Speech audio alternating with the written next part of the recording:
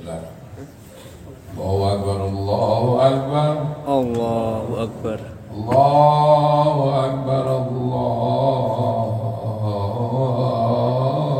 Akbar, Allahu Akbar. Asyhadu an la ilaha illallah. Asyhadu an la ilaha illallah. Asyhadu an la ilaha illallah. Asyhadu an la ilaha illallah. Asyhadu anna Muhammadar Rasulullah. Asyhadu anna Muhammadar Rasulullah. Asyhadu anna Muhammadar Rasulullah.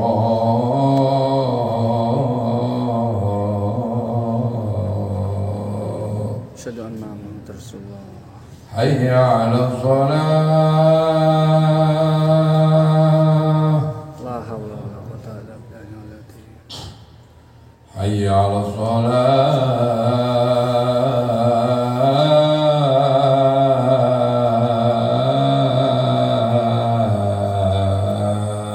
La haula wa la quwwata illa billah. Hayya 'alal falah. La haula wa la quwwata illa billah. Hayya 'alal falah.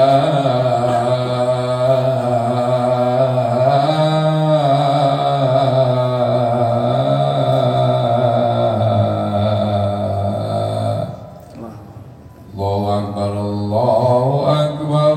Allahu Akbar. La ilaha illallah. La La ilaha illallah. Marbana wa anta salatul qaim Muhammad Rasulullah. Innaka la tuhibbul mi'ad ya arhamar rahimin.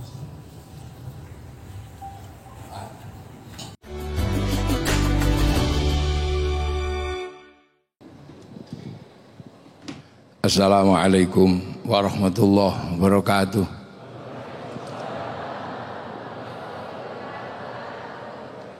Bismillah, alhamdulillah, salatu wassalamu ala rasulillah Sayyidina Muhammad ibn Abdillah wa ala alihi wa ashabihi wa azwajihi wa dhurriyyatihi wa ahli baitihi wa man tabi'ahum bi ihsan ila yaumil qiyamah.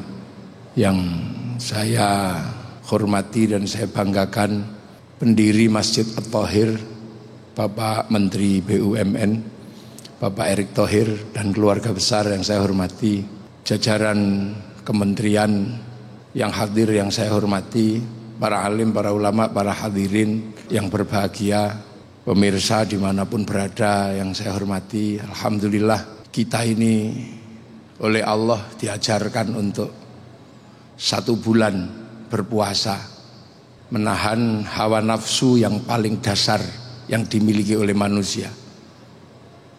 Basic instingnya manusia diajarkan untuk ditahan hawa nafsunya. Karena apa?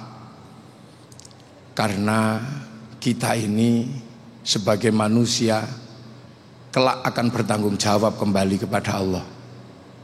Sebab sebelum kita ke dunia ini, kita sudah pernah berjanji kepada Allah. Dan kita pernah diregister secara khusus oleh Allah. Didaftarkan dalam registrasi makhluk yang dikirim ke dunia untuk nanti kembali kepada Allah.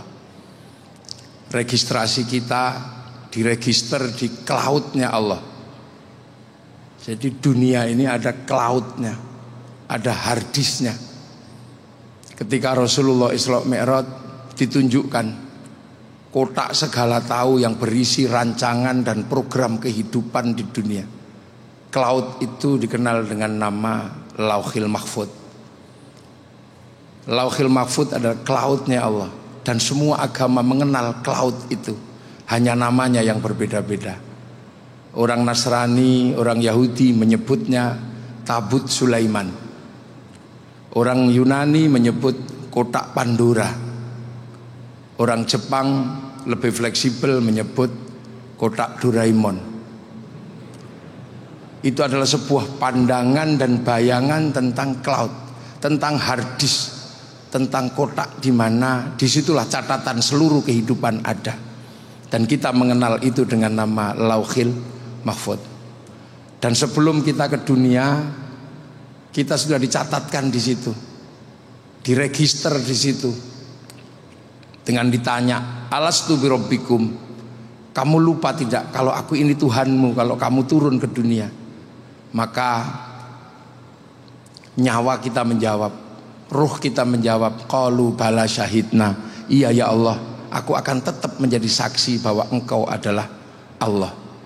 Fanfukhur ruh, maka ruhani itu dikirim ke dunia, menembus beberapa lapis langit, kemudian ditempatkan dalam jasad, yang jasad itu adalah diproduksi atau diesembling oleh orang tua kita masing-masing dari nutfah makanan yang ada di muka bumi.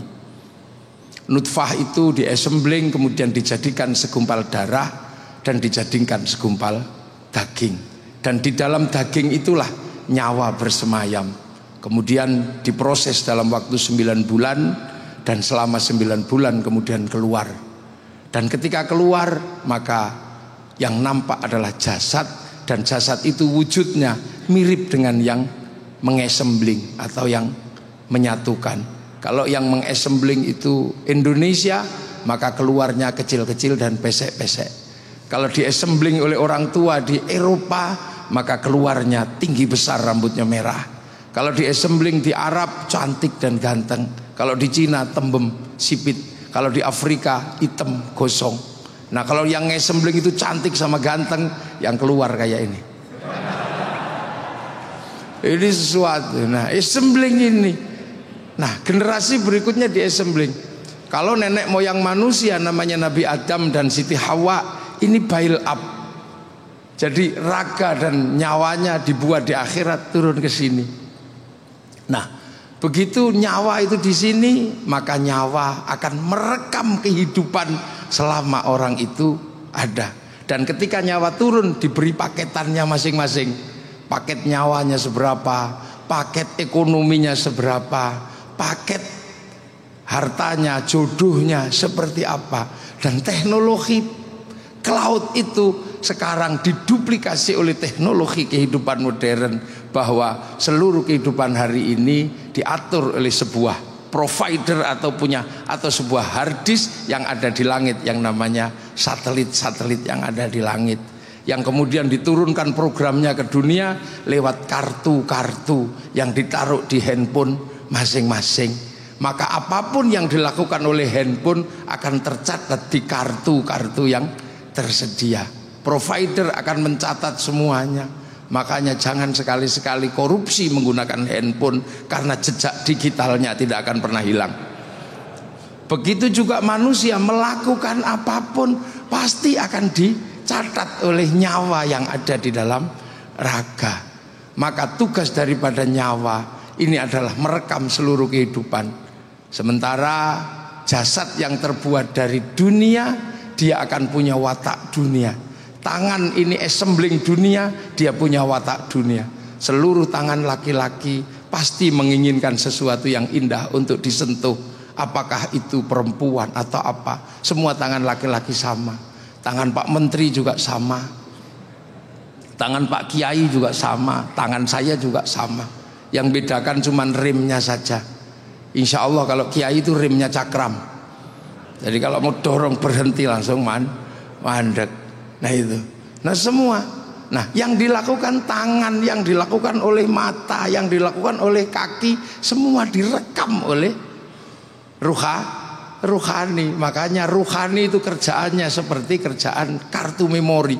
Saya di syuting hari ini, seluruh pekerjaan saya direkam oleh syuting ini, dan semua direkam di dalam kartu memori. Setelah rekamannya itu selesai, nanti kemudian yang nyuting marah, kemudian syutingnya dibanting, nggak apa-apa, diinjak-injak nggak apa-apa.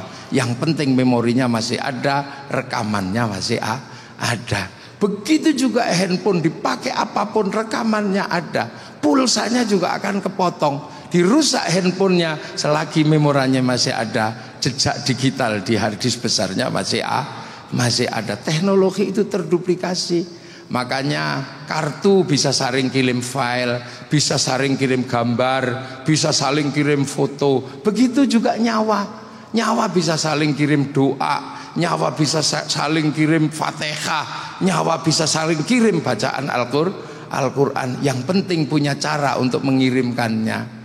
Kalau kartu dikirimkan dengan wifi, kalau tidak punya wifi, cari wifi gratisan, free wifi di warung-warung. Makanya doa juga sama, kalau disampaikan harus ada wifi-nya. Kalau tidak punya wifi, cari wifi gratisan. Wifi-nya siapa? Wifi-nya Nabi, wifi-nya wali. Kalau free wifi itu .co.id, kalau wifi-nya Nabi ila hadratin nabiyil mustafa. Kalau wifi-nya wali wa ila jami'il auliya illa minal masyariq ila maghribiyah, itu sama. Makanya nyawa dari dulu kita diajari tawassul. Tawassul itu sesungguhnya adalah apa? Tawassul adalah kirim-kirim data, kirim-kirim Fatihah, tapi kita menggunakan wifi-nya para nabi. Makanya kalau ada orang tidak percaya doa bisa dikirim, itu mungkin orang yang tidak memahami prinsip pekerjaan tawassul dan pekerjaan cloud. Kita tidak perlu datang ke Liverpool, kita tidak perlu datang ke Amerika untuk melihat tinjunya Mike Tyson atau sepak bolanya MU sama Liverpool. Tapi kita cukup tunggu di depan masjid, di depan rumah kita masing-masing, di depan televisi. Nanti ada yang nyuting di lokasi, oleh sang nyuting dinaikkan ke satelit, kemudian oleh satelit dibagi ke seluruh dunia. Maka semua mendapatkan bagian yang sama, tanpa harus kemana-mana. Makanya kalau ada orang tidak percaya doa bisa dibagi, orang itu nggak punya TV. Nah ini sesungguhnya sistem kerja cloud itu sudah diajarkan. Makanya kita ini sesungguhnya hari ini apa yang dilakukan oleh kita ini, bagaimana rekaman kita bagus. Nah yang membuat rekaman kita nggak bagus itu karena hawa nafsu dunia. Nah jasad ini wataknya dunia, maka jasad ini suruh merekam yang bagus itu susah karena wataknya dunia. Sementara rohani harus laporan dengan yang bagus bagus. Maka agar rekamannya bagus, nafsunya diturunkan lewat puasa. Kita disuruh menahan hawa nafsu. Insya Allah kalau tangan nafsunya sudah turun, megang yang jelek subhanallah, maka rekamannya subhanallah. Mata melihat sesuatu, masya Allah, rekamannya masya Allah, rekamannya bagus. Tapi kalau nafsunya gede, rekamannya nggak pernah bagus. Lihat apa, wow, rekamannya wow, wo gitu rekamannya. Lihat apa, orang beli TV, kredit, rekamannya kredit. Tapi kalau nafsunya udah turun kendo, masya Allah, alhamdulillah, sendalnya hilang. Kalau nafsunya masih tinggi, kambing yang nyuri. Nanti kemudian ketika di print out keluar kambingnya dipanggil sama Allah. Hei Bing, kenapa kamu ada dalam hatinya orang ini? Saya nggak terima sama orang itu ya Allah. Masa saya dituduh nyuri sendal, padahal dia kan tahu seumur-umur nggak ada kambing kok nyuri sendal. Saya nggak terima dia. Loh ini rekamannya bagus. Makanya kalau orang ini rekaman nafsunya udah kendo, turun enak. Apapun rekamannya bagus. Bahkan lihat ayam naik masjid, rekamannya bagus. Alhamdulillah ada ayam naik masjid At-Thahir. Kapan ayam itu berak? Begitu ayam itu berak jerat, alhamdulillah, akhirnya saya bisa praktek toharoh, membersihkan tahi ayam dari atas masjid. Rekamannya selalu bagus. Makanya orang kalau rekamannya bagus ini indah.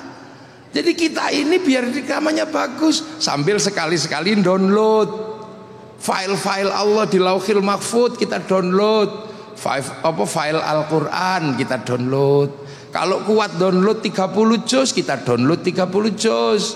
Kalau kuatnya cuma download Yasin, kita download Yasin. Kalau kuman downloadnya cuma kulhu, ya kita download kulhu. Kita cari counter-counternya. Kalau mau download 30 juz, counternya Pondok Tahfidzul Quran. Kalau cuma mau download Yasin, cari counter Yasinan. Kalau cuma mau download kulhu, cari counter kecil namanya tahlilan.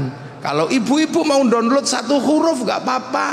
karena bisanya cuma satu huruf. Kalau dipanggil suaminya jawab nun, itu juga satu ayat Al-Qur'an. Loh, ini download. Jadi ketika nanti kita bisa pulang, ini rekamannya biar bagus. Karena jasad ini rekamannya nggak pernah bagus. Diajak sholat masih saja dunia. Allahu Akbar. Ini wajhtu wajhiya. Tapi karena mata itu dunia, begitu bar ini wajah tuh lihat dunia, oh sarungnya bolong. Keping ini dunia, Allahu Akbar, ting ting ting, bakso keluar bakso, rekamannya bakso. Bismillahirrahmanirrahim. Sabbihisma rabbikal a'la alladzi khalaqa fasawwa. Lama ini lama ini. Rekaman ini gak pernah bagus.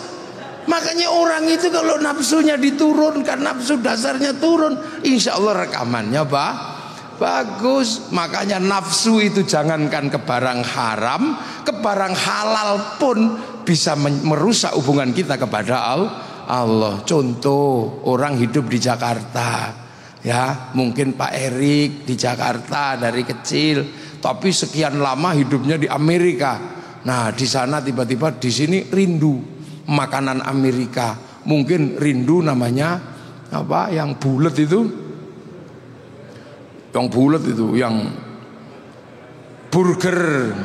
Wah, pengen burger terenak di Los Angeles. Dalam 1 bulan merindukan itu. Akhirnya kemudian sampailah pergi ke Los Angeles. Begitu di Los Angeles, burger itu nggak ada yang buka. Karena hari libur, akhirnya setiap hari membayangkan burger itu. Satu ketika kemudian main ke rumah Menteri Pertahanan Amerika. Di situ disuguh burger yang sama. Hati-hati jangan dimakan, karena itu halal buat jasmani, haram buat ruhani. Karena begitu dimakan, nikmatnya pasti luar biasa. Karena 1 bulan didorong oleh nafsu makan burger itu. Akhirnya begitu dimakan, nikmatnya luar biasa. Akhirnya kemudian main lagi ke rumah Bapak Menteri BUMN-nya Amerika. Ternyata Menteri BUMN Amerika habis main dari Menteri Pertahanan, dikasih oleh-oleh burger yang sama. Begitu disuguhkan, silahkan Pak Erik, ini burger paling enak. Karena sudah keturutan di rumahnya Menteri Pertahanan, maka nafsunya sudah nggak ada. Akhirnya kemudian karena nggak enak dimakan juga. Begitu dimakan juga, apa yang terjadi? Enak yang kemarin di rumahnya Pak Menteri Pertahanan, bayangan ini akan hadir enak yang kemarin. Begitu kita membayangkan yang kemarin, kita ribut sama Allah. Karena hari ini kita dibagi burger yang itu, masih tidak terima membayangkan burger yang kemarin. La in syakartum la azidannakum wa la in kafartum inna adzabi lasyadid. Inilah makanya nafsu yang turun kemana-mana, kita akan bisa melihat di mana-mana ada jamalullah, ada keindahan Allah. Dan disitulah orang yang merasa dimanapun ada Allah, karena kita nafsunya turun, akan menjadi orang yang takut kepada Allah. Dan takwa itu adalah apa? Takwa adalah kemanapun kita menghadapkan wajah, kita merasa diawasi oleh Allah. Dan teknologi itu sekarang duplikasi oleh manusia. Teknologi cloud itu, teknologi cloud itu diduplikasi. Jadi teknologi hari ini sesungguhnya adalah teknologi yang sudah dibayangkan dan sudah diperlihatkan oleh Allah. Karena Nabi kita adalah Nabi yang naik ke langit. Nabi yang naik ke langit ditunjukkan cloud. Dan sekarang dengan teknologi cloud itu, kita hanya berhubungan dengan harddisk itu. Kita berhubungan dengan harddisk itu. Makanya dunia ini percepatannya luar biasa, karena semuanya kemudian menggunakan cloud. Percepatan inilah yang membuat hidup kita serasa ngos-ngosan, serasa capek. Bahkan dengan cloud ini kita bisa melakukan apapun. Dunia kita ada di dalam smartphone. Apapun jejak digitalnya sekarang ada di situ. Dan file dunia semuanya ada di situ. Makanya kalau sekarang ada corona, nggak usah heran. Corona ini bukan penyakit aneh.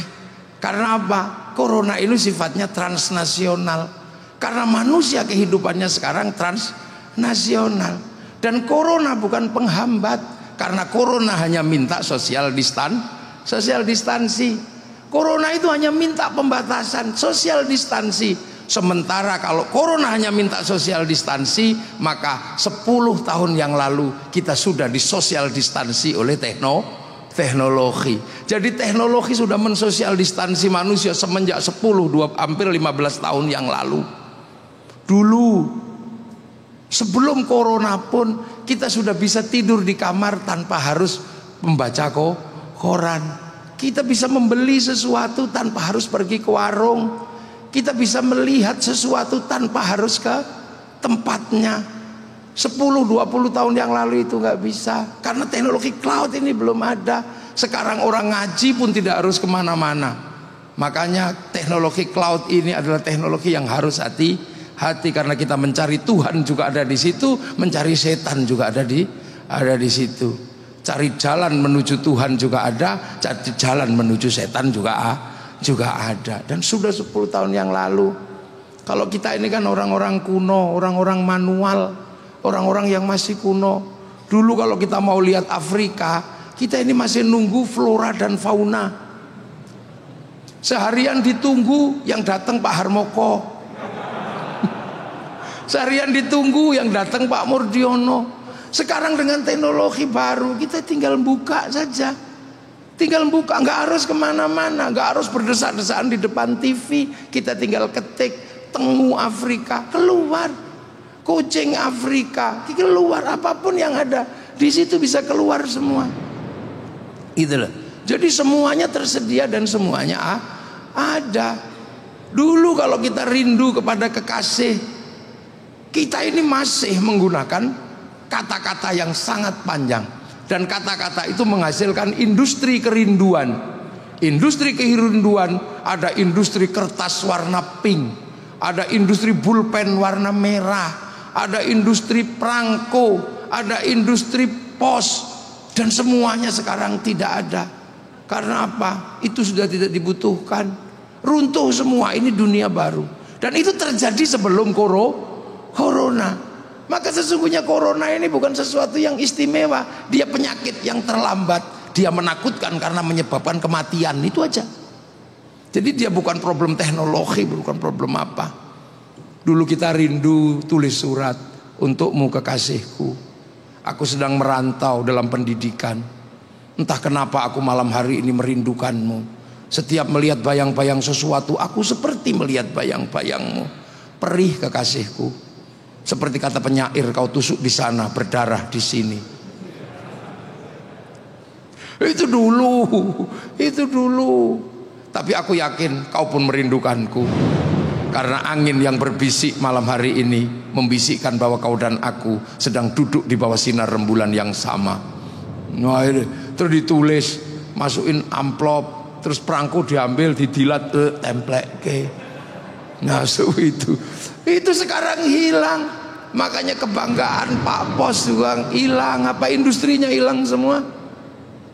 Kalau kita rindu tinggal gitu dikirim gitu aja. Cukup di bawahnya ada tulisan kalimat pendek. Dulu kalimat terakhirnya adalah 4 kali 4 16. Sempat dan tidak sempat harus dibalas. Sekarang tulisannya MH gitu.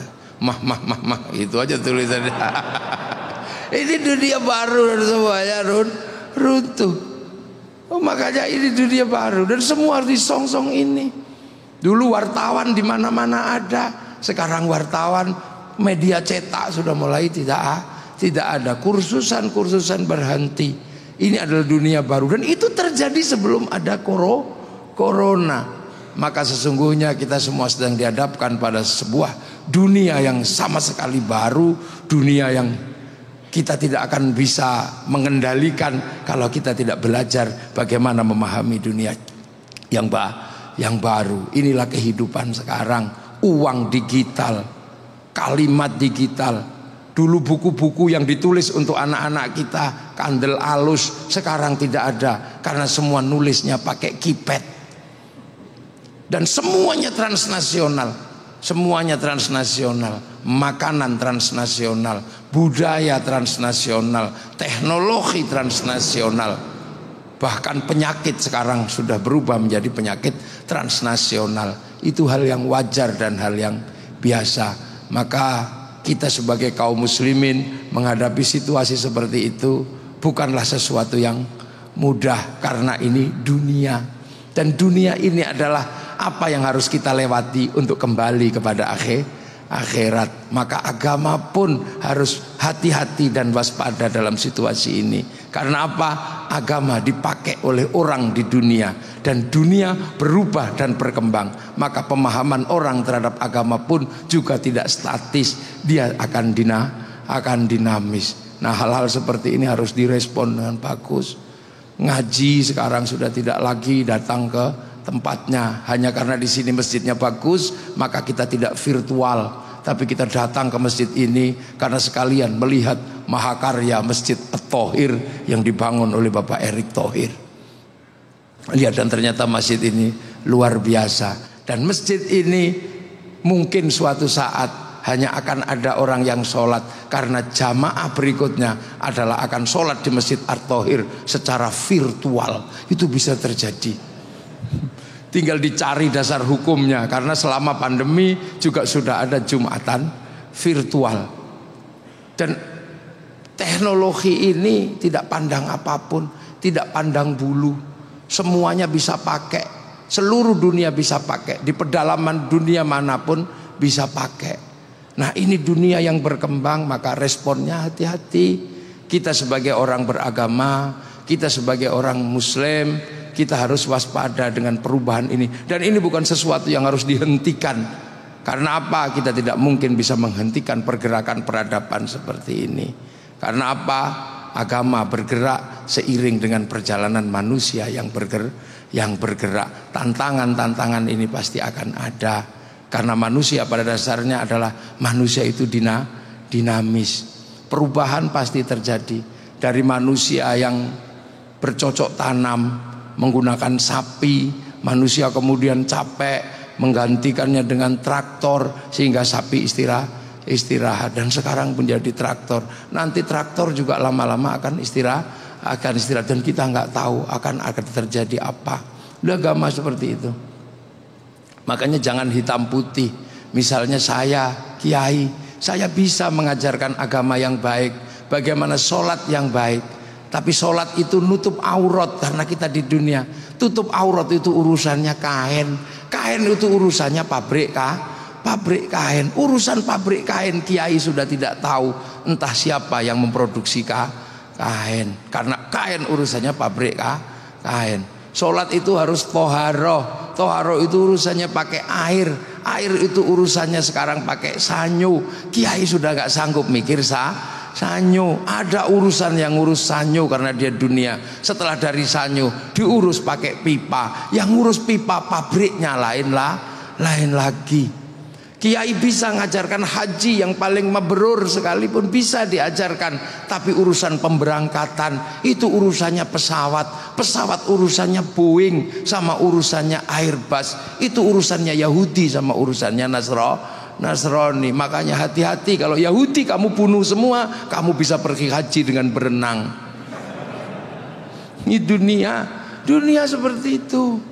Kita nggak bisa terus kemudian ini. Makanya pemerintah Arab Saudi menyambut tamunya Allah juga sama. Karena tamu itu berbeda-beda. Urusan haji, urusan tawaf bisa ditata oleh kaum muslimin, tapi urusan penginapan difasilitasi oleh pemerintah Saudi. Tapi pemerintah Saudi manggil orang Amerika yang juga bukan Islam, namanya Paris Hilton, untuk membangun Hotel Hilton. Semoga tahun depan atau tahun berikutnya pemerintah Saudi memanggil Pak Erick Thohir untuk membangun Hotel At-Thohir di Saudi Arabia. Gitu. Kalau selama ini kemudian orang capek di sana, mungkin karena tamu Allah berbeda-beda. Ada yang makanannya adalah makan unta, mungkin capek makan unta, maka kemudian pemerintah Saudi memanggil ayam goreng dari Amerika. Maka tidak tertutup kemungkinan nanti pemerintahan Saudi Arabia memanggil Pak Buas untuk apa? Membangun rumah makan di Saudi Arabia. Itu penting. Karena apa? Ini dunia. Makanya Agama begitu dipakai oleh manusia, dialah bukan sesuatu yang bisa independen, dia tidak freelance. Karena dunia ini adalah bagaimana kita menanam untuk kehidupan akhirat. Maka manusia terdepan, manusia yang milenial adalah manusia yang bisa memahami bahwa semua saling terkait dan saling membutuhkan. Semoga semua yang kita lakukan malam hari ini mendapat ridho dari Allah Subhanahu wa taala, dan Masjid At-Thahir menjadi masjid yang semakin makmur untuk syiar-syiar agama Allah Subhanahu wa taala. Assalamualaikum warahmatullahi wabarakatuh. Alhamdulillahirrabbilalamin, telah kita dengarkan nasihat dari Gus Muwafiq. Memang itu adalah ciri khas dari beliau ya. Pengajiannya tidak membuat kening berkerut gitu kan ya. Pengajiannya santai, diselingi dengan tawa, tapi penuh dengan pemaknaan yang dalam ya. Dan saya kira semua sudah mendapatkan pencerahan dari apa yang disampaikan oleh Gus Muwafiq. Nah sekarang kami akan berikan kesempatan kepada para jemaah. Jika ada yang ingin bertanya, silahkan disampaikan langsung ke Gus Muwafiq. Silahkan Bapak dan Ibu para jemaah. Apakah ada yang mau bertanya? Oke, oh ini ada sahabat saya, ada Bayu Oktara. Silahkan Mas Bayu. Terima kasih Kang Onal. Assalamualaikum warahmatullahi wabarakatuh. Nama saya Bayu Oktara. Izin bertanya Gus, dari tausiah yang disampaikan kan kita dapat gambaran manusia itu sebenarnya tempatnya salah dan hilaf ya Gus. Dengan segala keterbatasan dan kelemahannya, kadang-kadang tuh emang kita sulit untuk mendapatkan rasa qanaah atau rasa puas, rasa kecukupan gitu Gus. Jadinya kita insecure, pengen dapat apa yang orang punya. Nah tapi kan seperti Gus tadi sampaikan, kita harus bersyukur. La in syakartum la azidanakum. Nah bagaimana caranya mengubah itu tuh Gus? Dari insecure menjadi bersyukur. Mohon tipsnya Gus. Assalamualaikum warahmatullahi wabarakatuh. Jadi Mas Bayu Oktara ya, bagaimana melahirkan rasa syukur? Cara paling gampang itu adalah lihat yang di bawah kita, jangan melihat yang di atas kita. Lihatlah apa yang kita miliki, dan lihatlah apa yang dimiliki orang-orang di bawah kita. Itu hal yang paling sederhana. Tapi karena syukur itu sesungguhnya adalah sifat yang diberikan oleh Allah kepada manusia, yang manusia sendiri memang tercetak dari material-material dunia. Yang material dunia itu adalah material-material yang memang susah untuk bersyukur. Jadi material dunia ini memang susah untuk bersyukur. Tangan ini material dunia, dia susah untuk bersyukur. Mata itu material dunia, dia susah untuk bersyukur. Sementara syukur itu adalah harapan hati untuk bisa menerima keadaan apapun yang diberikan oleh Allah. Harapan syukur itu pasti diharapkan oleh hati. Tapi struktur manusia itu adalah struktur yang memang susah untuk bersyukur. Maka syukur itu bisa dilatih. Cara melatihnya adalah bagaimana kita tidak melihat ke atas, tapi lihat kita yang di bawah kita. Kalau kita lihat orang naik mobil, kita sudah punya mobil, maka yang kita lihat adalah di bawahnya mobil ada orang naik motor, bawahnya lagi dan seterusnya. Itu tips atau cara yang paling sederhana. Tapi sesungguhnya karena syukur itu adalah pemberian Allah, maka kita berharap. Makanya syukur itu diminta kepada Allah. Ya Allah, jadikanlah hambamu yang selalu bersyukur. Jadi pemberian Allah sesungguhnya. Makanya kita berharap selalu minta, jadikanlah hamba ini adalah orang yang bersyukur. Makanya kita jangan lupa kita minta, karena syukur itu given, syukur itu pemberian. Walaupun kita punya tips yang sedemikian banyak, kalau Allah tidak memberikan kita watak syukur, kita juga tidak akan menjadi hamba yang bersyukur. Maka selalulah kita minta kepada Allah, ya Allah, jadikanlah hambamu adalah hamba yang bersyukur. Itu. Alhamdulillah, itulah caranya bagaimana merubah insecure menjadi bersyukur. Baik, kesempatan berikutnya saya berikan kesempatan untuk yang mau bertanya lagi. Mungkin dari jemaah perempuan. Oh ada, silakan. Dimohon berdiri, perkenalkan siapa namanya dan langsung pertanyaannya. Silakan. Assalamualaikum Gus, perkenalkan nama saya Firza. Assalamualaikum juga Pak Menteri dan jajaran direksi lainnya. Saya izin bertanya. Sekarang ini di kehidupan modern, sosial media membuat kita mudah untuk melihat kehidupan orang lain dan akhirnya kita jadi membandingkan pencapaian orang lain dengan pencapaian kita. Nah, bagaimana kita sebagai manusia agar tetap percaya dengan apa yang sudah ditetapkan oleh Allah Subhanahu wa taala? Dan satu lagi, bagaimana menurut Gus cara kita sebagai manusia dapat mengimbangi kemajuan teknologi agar tidak melampaui batas dari apa yang syariat Islam ajarkan. Terima kasih. Jadi kita ini memang masuk di sebuah zaman yang memang serba terbuka. Bahkan ditutup pun dibuka. Ini zaman ini. Karena media sosial sifatnya adalah membuka untuk eksis, untuk eksistensi diri. Nah, begitu kita melihat sesuatu yang terbangun untuk membangun eksistensi diri, maka sesungguhnya juga tidak salah kalau kemudian manusia juga menunjukkan eksistensinya. Berlomba-lomba untuk menunjukkan eksistensi kebaikannya, tidak ada masalah, lakukan. Karena memang manusia itu punya watak kompetisi. Dan dunia menjadi seperti ini karena kompetisi. Semua bangsa punya kompetisinya masing-masing. Cuman kompetisinya harus mengukur diri.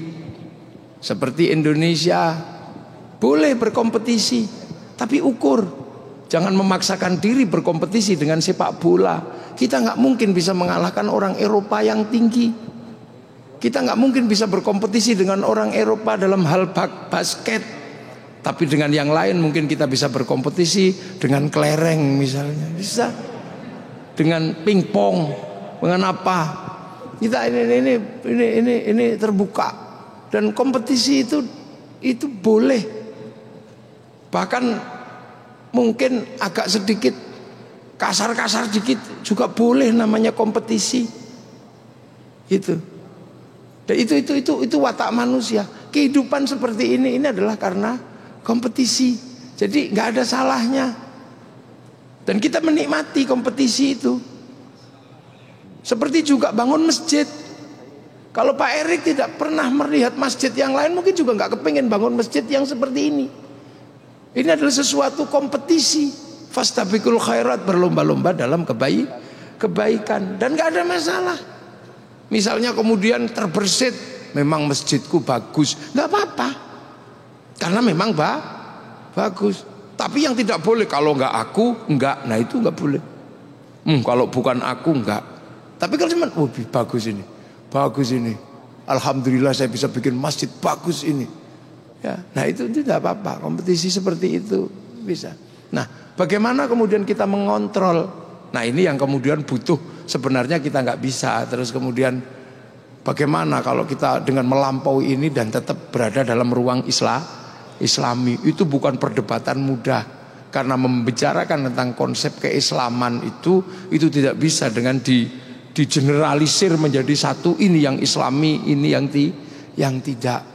Nah, hari ini aja kita bisa lihat betapa beberapa konsep yang ditawarkan orang merasa lebih Islami daripada yang lain.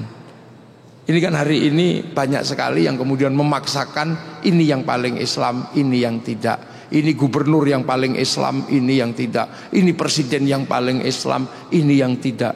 Karena saking ini situasi-situasi seperti itu ini terjadi. Orang berdoa begini ngangkat tangan dibilang itu enggak Islami, yang Islami yang diem. Orang lagi berdoa pakai ini, berdoa dengan menggunakan cara-cara yang selama ini enggak dikenal, ini Islami, ini tidak. pawang hujan dibilang ini enggak islami, ini yang islami. Ini jadi konsep ini memang bukan sesuatu konsep yang mudah. Ini bukan konsep yang mudah yang enggak bisa digeneralisir. Tentang kerudung, ini yang paling islami, ini yang tidak, ini yang jilbab, ini yang hijab. Hari ini memang butuh pembelajaran, dan insya Allah nanti dengan terbukanya media-media sosial, orang akan punya pemahaman yang bagus dan semakin ke depan, bukan kemudian semakin mundur. Ini sebenarnya era keterbukaan, ini era pembelajaran yang luar biasa. Bisa. Yang jelas bahwa Islam itu apa? Syahadat. Islam itu apa? Sholat. Sudah. Islam itu apa? Zakat. Islam itu apa? Puasa. Islam itu apa? Haji. Sudah. Itu Islam. Sholat ya sudah. Yang paling islami apa? Rukuhnya yang merah, apa rukuhnya yang hitam? Itu nggak usah diperdebatkan. Mukenanya yang panjang, apa yang batik-batik? Nah itu perdebatannya di situ. Sholat itu apa? Pakai masjid. Apakah masjid yang lurus atau yang menceng? Nah itu yang nggak akan berhenti. Ya, haji, apakah kemudian haji ini yang ke Mekah ini kemudian pakai apa? Pendanaan bank atau pendanaan tabungan apa? Nah ini adalah mekanisme-mekanisme yang selama ini kemudian membuat kita ini berbeda-beda tentang mana yang syar'i dan mana yang bukan. Tapi semua manusia berusaha untuk syar'i. Apakah masjid yang syar'i itu masjid yang polos, nggak ada kaligrafinya? Apakah masjid yang syar'i itu masjid yang ada kaligrafinya? Ini selama ini yang membuat kita ini berbeda paham dan berbeda pendapat tentang sesuatu. Selagi masih syahadat, masih sholat, masih zakat, masih puasa, masih haji, itu masih berada dalam ruang yang Islam. Berikutnya saya berikan lagi kesempatan untuk bertanya. Silakan mungkin dari jemaah pria. Oke, silakan. Oh, dari sahabat saya ini, Cesar Gunawan. Silakan Cesar.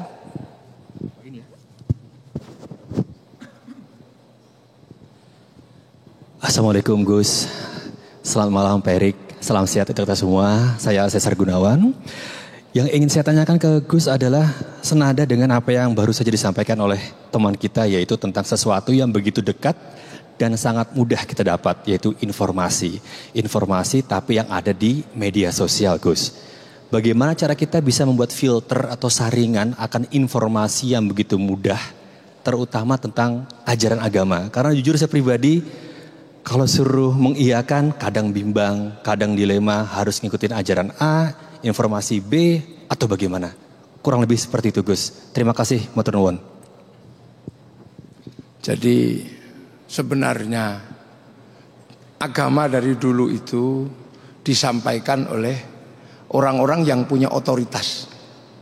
Hukum-hukum juga disampaikan oleh orang-orang yang punya otoritas, yaitu para ulama yang oleh orang Indonesia disebut sebagai kiai atau ustadz. Kemudian belajarlah dari situ. Belajarlah dari situ. Kemudian terkait dengan hukum-hukum ada otoritasnya. Ada yang punya otoritas. Nah, sekarang ini kemudian ada yang menganggap bahwa TikTok itu sumber hukum. Nah, ini yang masalah. Jadi di Indonesia itu ada otoritas-otoritas yang memang bisa dijadikan landasan. Kalau mau belajar, belajarlah kepada orang yang alim atau belajar langsung kepada seorang guru. Kalau mau terkait hukum, ada otoritas-otoritas atau lembaga-lembaga yang memang menangani hukum. Ada departemen agama. Urusan pernikahan ada di departemen agama. Di paling rendah ada kantor urusan agama. Makanya kalau urusan pernikahan, datanglah ke kantor urusan agama. Maka seandainya kiai memberikan hukum, sesungguhnya kiai terkait dengan hukum pernikahan, kiai tidak punya otoritas. Akan tetapi boleh ditanya, tapi yang bisa memberikan otoritas adalah kantor urusan agama. Nah, sekarang ini dengan era medsos, orang tidak bisa membedakan mana yang punya otoritas pembelajaran, mana yang punya otoritas hukum. Sehingga kadang TikTok menjadi sumber hukum. Ini yang kadang TikTok menjadi sumber hukum. Saya tanya kemarin, kamu kok begitu? Kiai belajar dari TikTok. Ya. Nah makanya ini, tapi ini sesuatu yang tidak bisa dihindari. Sebagai sebuah informasi itu boleh kita pakai. Tapi lihat dulu otoritasnya. Apakah orang ini punya otoritas? Dalam artian dia bagian dari struktur besar atau tidak. Mungkin dia bagian dari Muhammadiyah, dia bagian dari Nahdlatul Ulama. Yang susah sekarang itu bukan bagian dari organisasi yang punya otoritas, tapi berada di media sosial secara freelance.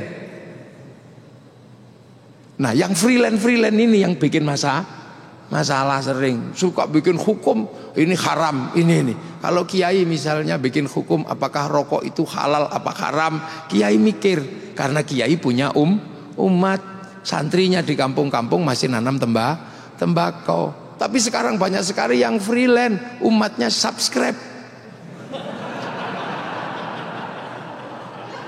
Dan umatnya like, dia jadi nggak punya tanggung jawab keumatan.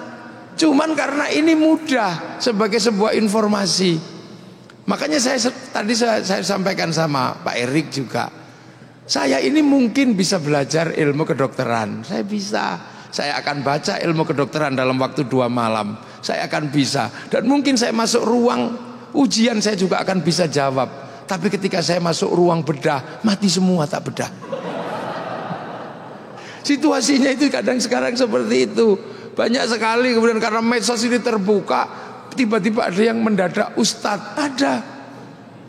Ada yang mendadak ustadz, tiba-tiba membicarakan sesuatu yang sesuatu itu sebenarnya sudah dibicarakan oleh ulama-ulama dahulu, tapi di-recycling.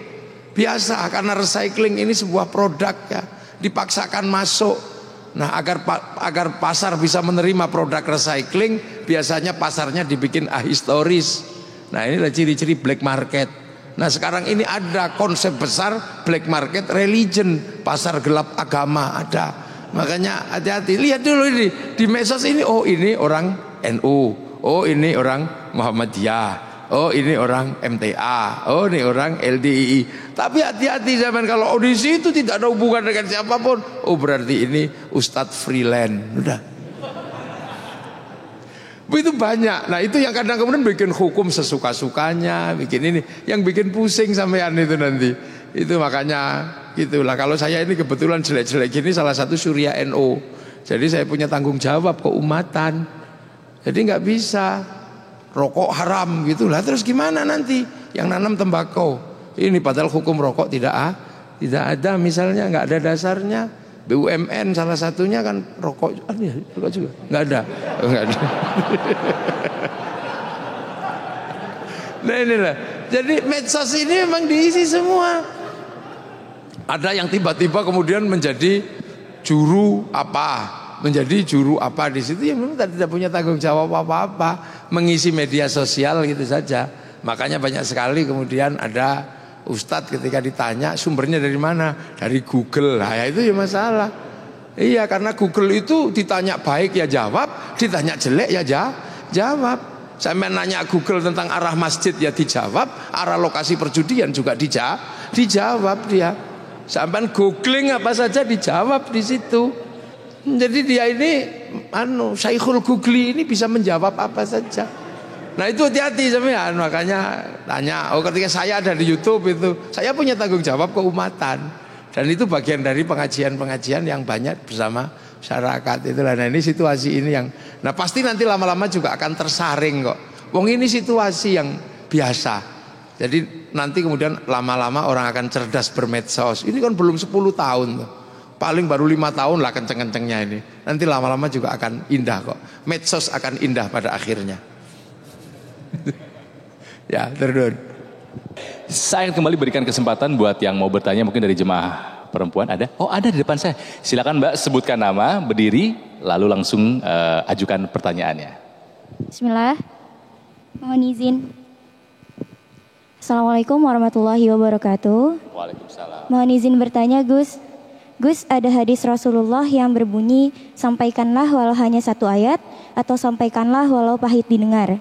Cuma kadang ketika kita mau menasehati atau memberikan pendapat ke orang lain tapi kitanya juga belum baik. Bolehkah Gus? Lalu bagaimana cara menyampaikan nasihat itu agar orang lain tidak tersinggung? Terima kasih, kurang lebihnya mohon maaf. Assalamualaikum warahmatullahi wabarakatuh. Ini sesuatu yang memang sangat indah. Balighu anni walau ayat, sampaikanlah sesuatu dariku ini walaupun satu ayat lah. Kalau masih punya satu ya jangan disampaikan dulu, pakai sendiri dulu aja.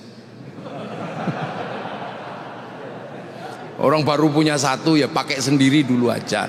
Jangan keburu-keburu disampaikan nanti habis.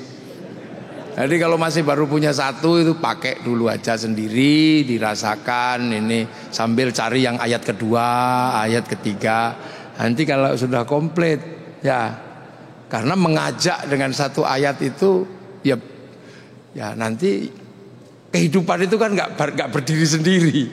Jadi tahu bab makan itu, tahu bab makan, maka kemudian marilah kita berdoa dengan cara Allahumma barik lana fima razaqtana wa qina adzabannar. Makanan harus halal ya. Terus lama-lama begitu ada yang mikir ketika orang makan ini di warung itu, ini cara nyembelihnya gimana, ini halal apa haram, dia belum tahu dalilnya halal haram, nanti pusing itu malam-malam bulat. Jadi kalau masih punya satu ya dipakai sendiri aja, semoga aja cukup. Nah itu satu ayat itu kamu pakai insya Allah masuk surga itu kalau udah gitu. Dan sampai kemudian satu dipakai ini. Kenapa? Karena ud'u ila sabili rabbika itu bil hikmah. Hikmah itu suatu yang luar biasa. Laku batin dan laku teks itu komplit. Itu berat itu sudah kalau di situ, kalau sudah ud'u ila sabili rabbika bil hikmah wal mau'izatil hasanah wajadilhum billati hiya ahsan. Oh itu berat itu sudah kalau itu. Nah jadi makanya kalau masih baru punya satu ya pakai sendiri aja lah, baru kemudian nanti daripada nanti bingung nyari yang kedua, bingung nyari yang ya, dalam hari ini, karena sebenarnya maksudnya bukan seperti itu dulu tuh nggak seperti itu. Jadi sampaikanlah walau satu ayat, jadi orang menyampaikan kepada orang satu ayat. Tapi sekarang kan kebalik situasinya, baru satu ayat dia punya sudah ngajak yang lain. Nah itu yang sering menjadi masalah. Sesungguhnya maksudnya bukan itu, maksudnya adalah sampaikan kepada orang walaupun satu ayat. Misalnya kayak perempuan yang nggak bisa baca Quran setiap hari, bisanya cuma nun, ya sampaikanlah kalau panggil suamimu jawab nun, itu satu ayat. Atau kemudian diajari satu ayat Bismillahirrahmanirrahim, maka kalau kamu megang sesuatu, melakukan apapun, mulai dengan Bismillah. Tapi kalau misalnya kemudian kita baru satu, ya jangan ajak yang lain dulu. Ya gitu Mbak ya. Turnuun. Itulah jawaban dari Gus Muwafiq terkait pertanyaan yang tadi disampaikan. Saya masih akan berikan satu lagi kesempatan buat yang mau bertanya, mungkin dari jemaah laki-laki. Silahkan, ini ada sahabat saya juga, Kemal Mohtar. Silahkan Kemal. Assalamualaikum warahmatullahi wabarakatuh. Selamat malam Gus, selamat malam Pak Erick Thohir. Pertanyaan saya mengenai sedekah Gus.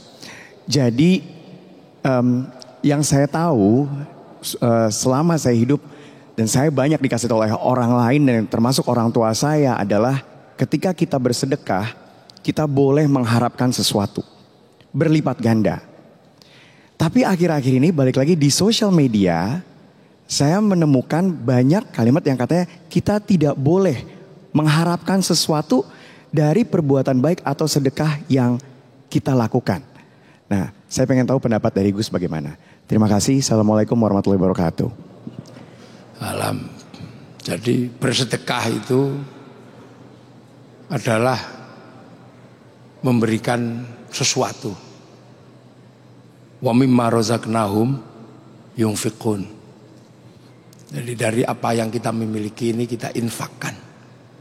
Nah, ketika infak itu memang ada yang namanya tanggung jawab. Nah, yang namanya tanggung jawab itu zakat. Ya sudah, zakat ini tanggung jawab kita keluarkan. Nah, ada yang namanya sedekah itu bukan sesuatu yang wajib. Nah, sesuatu yang tidak wajib itulah yang kemudian orang kadang dari situ pengen mendapatkan kelipatannya. Boleh apa tidak? Ya boleh aja, wong berharapnya kepada Allah. Kepada Allah itu apa yang nggak boleh sih? Boleh aja semua.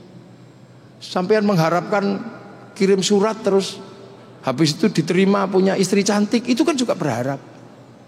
Terus kemudian ada yang puasa 3 hari 3 malam berharap naik jabatan, boleh. Sedekah kalau tiba-tiba pengen mendapatkan berlipat ganda, boleh aja. Tapi jangan paksa Allah, itu aja. Urusan dikasih apa tidak itu urusannya Allah. Kalau manusia boleh aja berharap, apa aja boleh kok. Wong nggak modal aja berharap itu boleh. Cuman gini tak berharap, ya Allah, aku minta ya Allah istri yang cantik, boleh, nggak modal, cuman modal ngangkat tangan aja kok itu. Apalagi yang mengeluarkan harta, boleh. Cuman jangan paksa Allah. Jangan kamu kira dengan kamu melakukan itu kamu paksa Allah untuk nuruti kamu, jangan. Memang yang Allah itu kamu apa? Allah. Itu jadi doa itu boleh aja, apa aja boleh. Berharap kepada Allah itu boleh. Tapi kembalikan bahwa terserah Allah mau kasih iya atau tidak. Karena apa? Jangan bergantung kepada amal kita untuk memaksa Allah, bahwa amal itu ya kewajiban kita aja. Sedekah itu adalah hal yang harus dilakukan oleh orang yang punya uang. Ibadah itu dilakukan oleh seorang hamba. Makanya dalam satu kitab hikam yang pertama kali dijelaskan, min alamatil i'timadi alal amal nuqsanur raja'i 'inda wujudiz zalal. Jadi orang yang terlalu banyak bergantung kepada amalnya, itu adalah tanda-tanda orang itu akan berkurang pengharapannya kepada Allah. Dia lebih bergantung kepada amalnya bukan kepada Allahnya. Nah itu makanya ada orang terus kemudian memaksa dengan amal seolah-olah dia akan bisa memaksa Allah. Akhirnya dengan amal dia merasa bisa masuk surga. Akhirnya bahwa surga itu ditentukan oleh amal, padahal surga itu ditentukan terserah Allah. Ini cara-cara dasar berpikir seperti ini. Dan itu ada di dalam tradisi pesantren, diajari ngaji kitab namanya kitab hikam.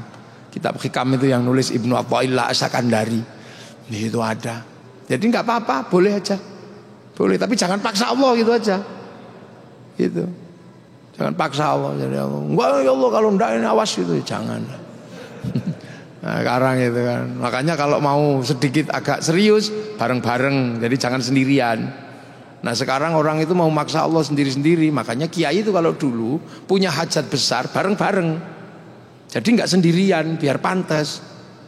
Makanya terus kalau doa bareng-bareng sak masjid itu bismillahirrahmanirrahim, yang lain amin, amin gitu. Nah itu sebenarnya cara-cara agar pantas ketika minta bareng amin. Kalau kecapean amin gitu. Sama sholawat juga doa. Tapi biar dilihat Allah bareng-bareng sholawatan gitu. Sampai kemudian ada gagang pancing begini-begini, ada apa? Itu kan ada spanduk, ada apa? Itu sebenarnya dalam rangka apa? Dalam rangka adalah kebersamaan kita itu diharapkan dilihat oleh Allah. Jadi minta boleh, jangan paksa Allah ya. Karena lalu langsung kita kemudian merasa bahwa dengan amal kita ini akan mendapatkan dari Allah, maka kita lebih banyak bergantung kepada amal, bahwa kita lupa pada Allah, bahwa kita sampai ke sana itu terserah Allah, bukan karena kendaraan kita. Ternun.